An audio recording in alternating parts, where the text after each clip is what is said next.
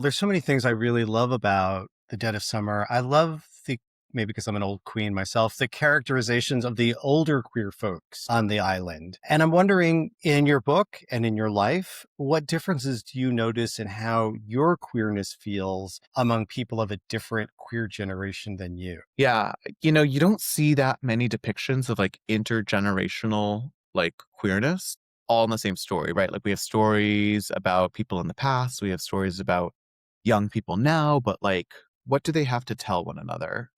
I wanted to sort of set down a cast of characters where you've got generations. Even when those generations are gone, right, you're able to access their stories. And a big part of this book is Ollie sort of delving into the past and trying to find anybody with a primary account from the first sort of crisis that affected his island, so that he can start to kind of rebuild an actual history around what's been going on here, starting from the beginning, starting from those first initial secrets. And that was important to me. I also think that there's some judgment that you can't really avoid as the new generation in a marginalized group when looking back at the behaviors and the choices that have led to ultimately preservation and your ability to be here today, right? Sometimes people look back at the behaviors of previous generations of like queer men, for instance, and they find it like quaint or myopic or something like that. But that's kind of a privileged position that you're in because a lot of these generations had to make really hard decisions in order to just survive past that particular point.